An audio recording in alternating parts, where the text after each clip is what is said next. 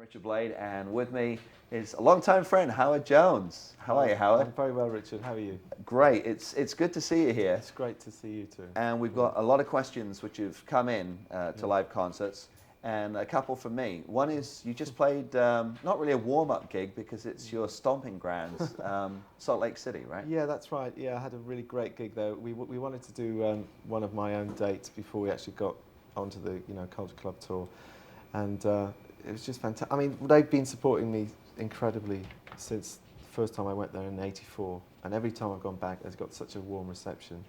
So it seemed right to just do the first gig there. Now, your new album is called People. Yeah. And how can they get it? Is this going to be in the stores, or can they also get it through your online website? Well, initially it's in the stores, and it will be available, on over the net as well. And there are some stores that are actually doing it, some net stores doing it.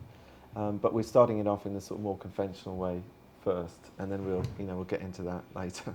I think that's going to be the future. Eventually everybody will buy over the net, really. Now, the sound is definitely Howard Jones, but is this a different album for you because of the producing?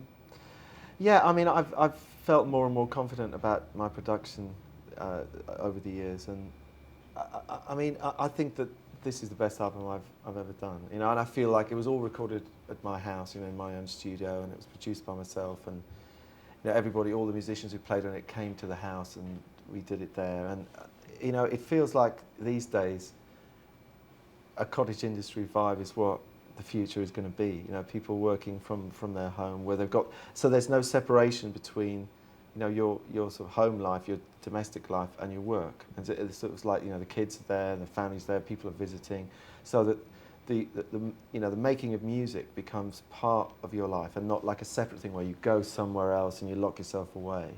It's more like it's a flow of life, and then you're going to be relevant to people. Now, talking about being relevant, I was reading an English newspaper article a friend sent me, just got it about 2 or 3 days ago. Yeah. And they said about you having your own label, yeah, and recording other artists, etc. Yeah. Yeah, that's right. I decided that there's a lot of things about the music industry that I would like to affect change in, and it's no good moaning and groaning about it. You have to actually do something positive yourself. So I've started my own label in Britain and released my own stuff there. The first single was out a few weeks ago, and I've got a band from Bristol that I've signed called DBA, and they've got their first single coming out in August. So it's the start of I wanted to sort of show that you can work in the music industry, but treat people with respect and treat the artists with respect, and run it in a way that follows the philosophy of what's in the music. Is that scary though? Because you're breaking like one of the major rules, which is never play with your own money. Yeah, but I think that if you don't, it's like a commitment, isn't it? And it's like putting your money where your mouth is, basically. And I would feel really bad about just moaning about things if I wasn't trying to show that it can be done differently. Does that mean that you work differently when it comes to bands? I mean, because now you're the executive as well as the artist. You're with a band like DBA. Yeah. You treat them differently because you know what it's like? I think so, yeah. And one of the things that I'm very keen with them is that things move gradually, that they don't suddenly get thrust into this world where there's thousands of people wanting to talk to them, and they've never done interviews before, and the pressure is so much that it's not an enjoyable experience. So with them, I'm making sure that it's a gradual thing. We do low-key things to start with. You get a bit of experience, and then as the pressure mounts, you can cope with it. Like myself, I was just like thrown into the pit, and I just had to sink or swim, and it was difficult. It was difficult at first. I mean, I got used to it, but with them, I'd like it to be a more kind of gradual thing. Now, is this the only record company in England that's situated in High Wycombe? Well, I've moved since the old days. I live in Maidenhead now, which is 20 minutes down the road. So. But the address is still High Wycombe for the yeah, fan club. My parents still live there, and they still run the fan club. My dad does the email side, my mother does the snail mail side. Because every time I'm driving to Torquay, I'll drive along the motorway and I'll see the sign for High Wycombe. I'll go, Yeah. Howard? Yeah, that's it. Well, actually, if you see that sign, my house is about 2 minutes from that sign. All right. So you come and have a cup of tea anytime you want. You're most welcome. Oh, I'd love to. That would be great. Now, before we get to these questions from the internet, which have come in already, I would like to ask you about the Big Rewind tour. Yeah. That kicks off in, what, day or so? Yeah, Thursday in Atlanta. With Culture Club And the Human League. Yeah. Now, Culture Club has been getting quite a lot of attention over here, particularly with VH1. Have you had any chances to rehearse with either Boy George or No, Phil? there's been no contact at all. I mean, I've met them both in the past, and I sort of followed their careers. But there hasn't been any contact. I guess we will meet on Wednesday for the production rehearsals, and I'm sure it'll be fine. Because I would be scared if I was Phil Oakey following you, because the first time I ever saw you was, I think, at the Greek Theatre, you opening for Joe Jackson. Yeah. And he cut his show short because the audience just wasn't into it after seeing you, because you got off the stage, you were running around through the audience with a wireless synthesizer, and it was the most amazing thing. I remember walking out of that and saying, that is one of the 5 best live concerts I've ever seen in my life. Oh, well, thank you very much. Well, I mean, live work has always been probably the most important thing to me, because that's where I started. I actually started playing in the pubs and the clubs, and I mean, literally, when I first did a gig, I was sitting down. I had a Fender Rhodes, I had a homemade PA. I was wearing glasses, and I was terrified. But you have to start somewhere, and from that, I was realizing that I wasn't getting very much attention. But I gradually developed it, and then I got all the synthesizers around me, and I started talking to the audience and moving about, and you've got to grab people's attention. I mean, that's what live performing is about. It's about the excitement of seeing somebody do their thing.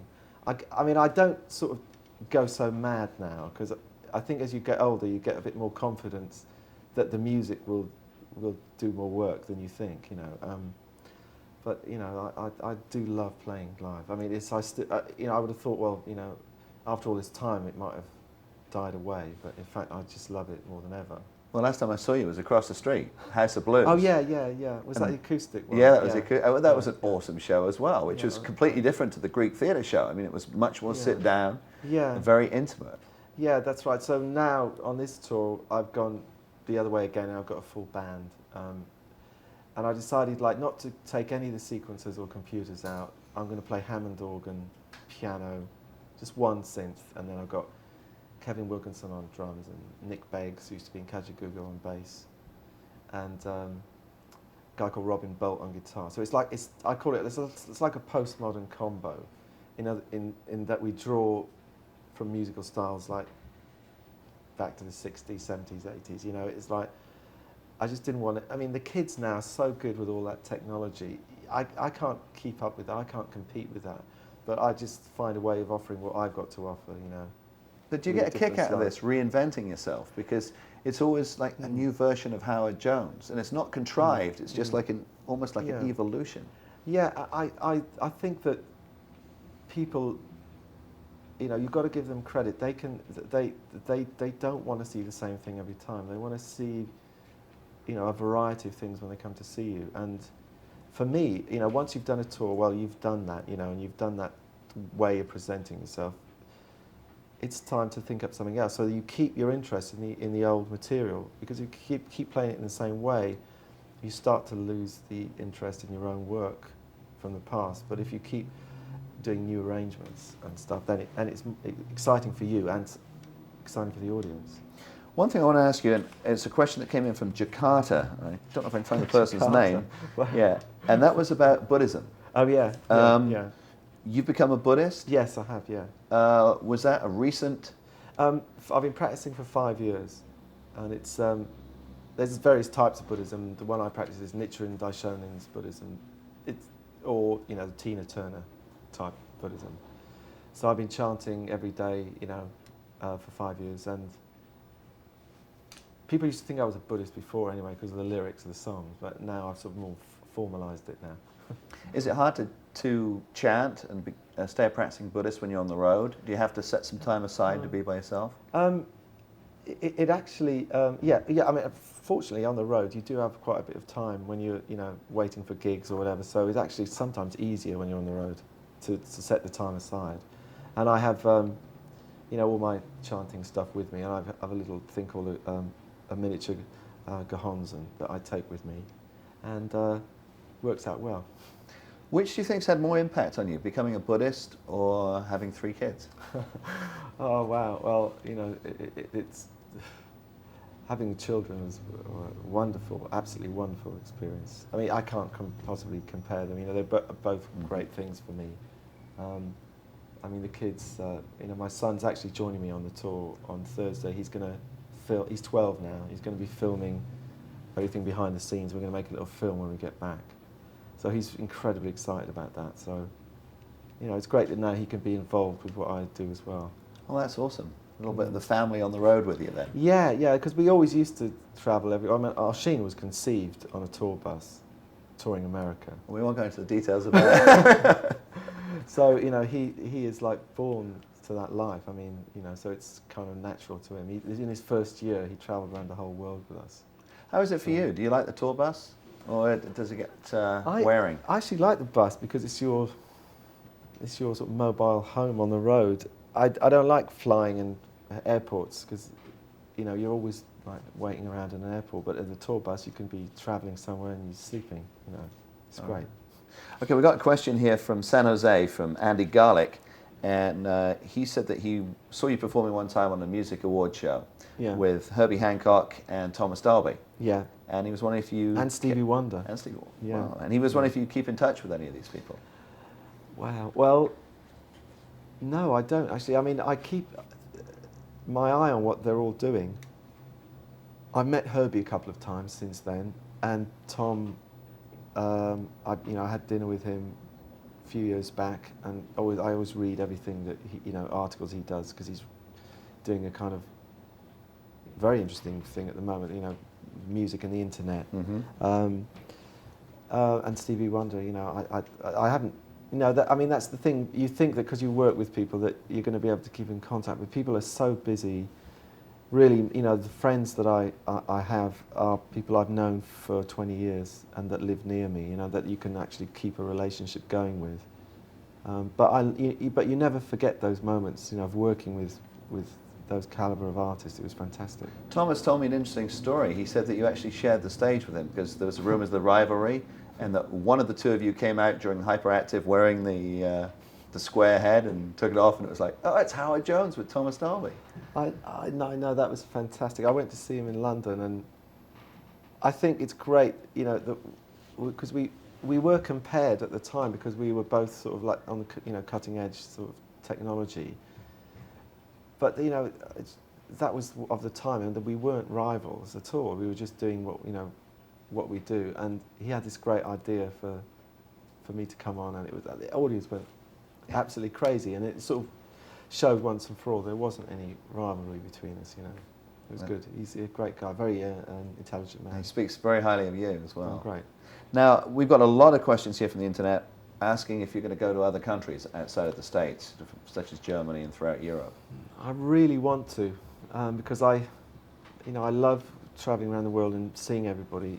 At the moment, there's plans for America, and we're going to do a British tour, and I'd love to go to Europe, but I have to get the album out there and then start thinking about touring then. So, you know, I'm definitely, it's on my mind to do that. It's just organising it all.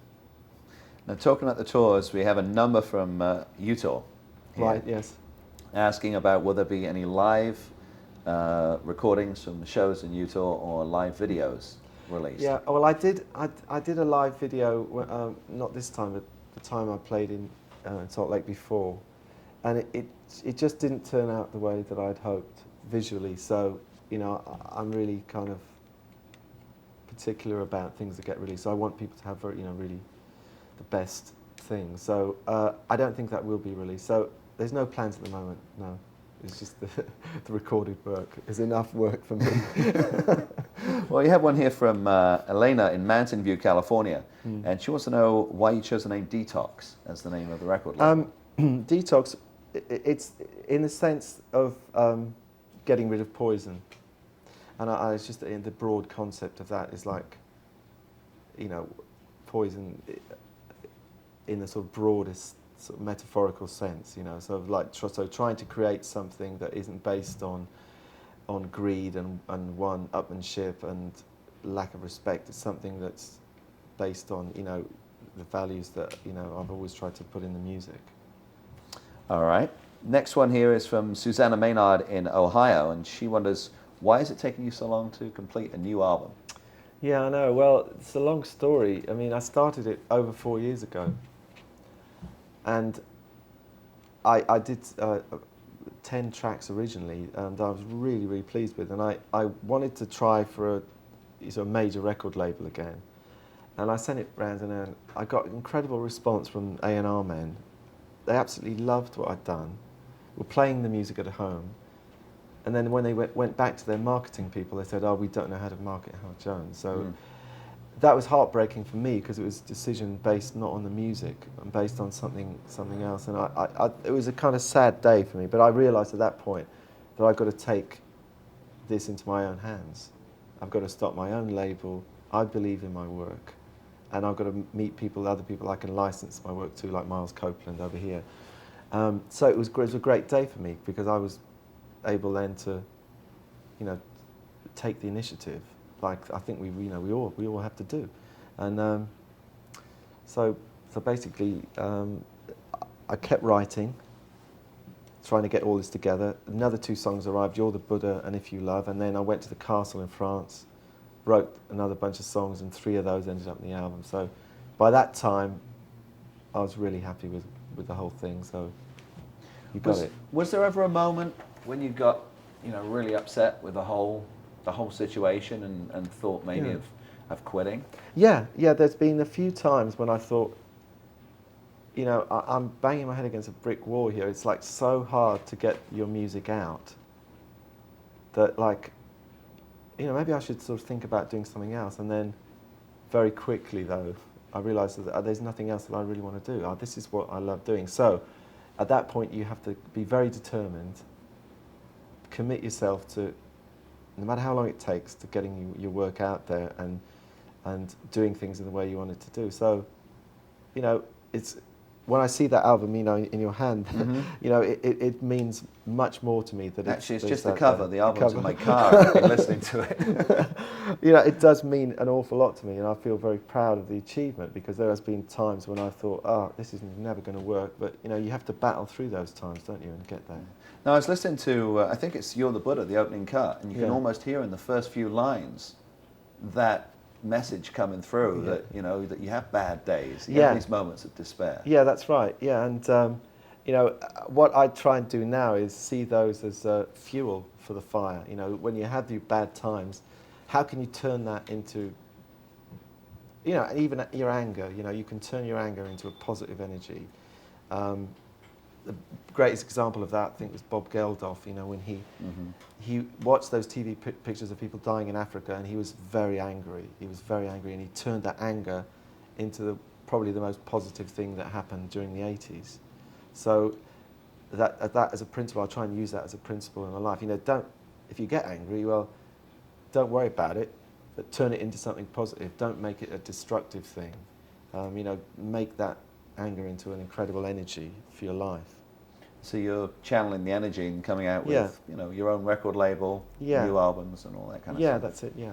Before we get to these questions, let me ask you, what was it like in the very beginning for you, after you played the clubs and were able to, you know, quit working in the fish and chip shop and selling fruit and all that kind of stuff, and suddenly New Song took off, and it was a hit over here. It's being played on Video 1 and MTV all the time. And those must have been heady times. And then What Is Love came out. I mean, a 6-minute song on the album was suddenly a top 40 hit over here. Yeah. It was a big shock, because I didn't expect things to kind of take off so fast, you know. I mean, it was 1 minute, nobody wanted to know anything about you at all, and wasn't getting anywhere with the record companies. Then suddenly one person wants to sign me, and then within just like 3 months, I had a big hit pretty much everywhere, and everybody knew who I was. So I always think to myself, I think I was fortunate. I was 28 when it happened to me. I've been waiting a long time for it. So if I'd have been 18, I might not have handled it quite the same way, because I'm not particularly ever been used to a lot of attention. So, but it was very exciting, you know. I mean, I remember the first time we arrived in America, and there was this huge, long, white limousine waiting for me and Jed. And Jed and I looked at each other and just laughed our head off. Now, I mean, what, you know, we just like being running around in you know, beating up old cars and scraping every penny to sort of like go down the pub for a pint. Suddenly there's this huge white limo and we're getting into it. It's like, but you know, it was fun. It was great fun. Yeah. Jed was the combination mime dancer with shaved head. Yeah. Do you keep in contact with him? him? We do. I saw him just recently, and he's just about to get married. He's very happy. He's in love, and he's in great shape. Actually, really, really good. Good to see him so well. All right, let's go back to some internet questions, and here's a couple of frivolous ones. All right. Okay. What movies do you like? What movies? My favourite. I mean, I know this is going to be like very corny thing to say perhaps, but I don't care. I saw Titanic twice. I've never seen any film more than... Actually, I saw Sound of Music, I think, twice. But Titanic, I just thought was just amazing. Because it was forget all the amazing post-production stuff, but as a love story, it totally works, and I was really, really moved by that. Whereas I have not been moved by Hollywood love stories for years and years and years. I was there, and I really believed in the power of the love between those two people, and it was great. If you can capture that in a film, that's just brilliant, and it was. Would you like to write music for films? Because, you know, even without the lyrics, if it was just the music, because a lot of your music has a very romantic feel to it. If a director who loves what I do came to me and said, look, I want you to be involved in this film, whereas, you see, I'm always concerned about music being tacked onto a film. I think it should be there. You should be there at the start and involve the music with the director. And if that opportunity came, then I would definitely. But otherwise, I'm really happy with making albums, because that's a direct route to people, you know. Well, you also touched someone here. This is Eric Anders in Fort Lauderdale, Florida, and he said it was your music that inspired him to study piano. Oh, great. And he wants to know, when did you start? What made you study piano? Well, it's a combination. I mean, my parents are Welsh, and it's a tradition in Welsh families that you do some sort of music. You either sing or you play an instrument, so that when you go and visit people, you can contribute something like a song or a poem or whatever. So my parents encouraged me to learn, and we got an old beat-up piano for 25 quid, and I remember my first piano teacher coming, you know, on this rickety old bicycle, and, you know, getting out of the gun, her nose was running, and she like taught me the piano. And she used to play all the pieces first, and I used to memorize them and play them from memory rather than reading the music. So, you know, I did enjoy, I loved playing the piano, so it didn't actually take much to, like, I know like a lot of parents have to force their kids, you know, so like really, but I really kind of took to it, and it became my thing, you know, this is what I've... And how old were you at the time? I was 7 when I started. Wow. Yeah. And when did you write your first song? I think when I was 14, and it was more of like instrumental compositions rather than songs, and I got into songs a bit later when I was 16, 17. Did you ever revisit those compositions and use them in different songs? Yeah, I did actually. Yeah, it's funny. Nobody's ever asked me that before. But you know, The Prisoner, the track The Prisoner, there's the start of that. I actually went back and remembered something I'd written when I was really young and used the start of that. Not quite the same, but a modified version for the beginning of The Prisoner. Wow. Yeah. Was it strange to go back to that early territory? Yeah, it was. Yeah, it was. I mean, I did my first album when I was 15 with the people at school, and we actually got 100 vinyl albums pressed up. Which was a big deal at the time. Yeah, in England. Yeah. Yeah, it was. Yeah, I mean, because I had an American friend who was like very dynamic, and you know, he wasn't just content to just like have a band. You know, if we were a band, we've got to make a record, and so we had 100 pressed, and had tracks on it like squashed cats intestines and and like really weird, like stupid titles, like But I heard the other day that a copy of it went for like £800 or something.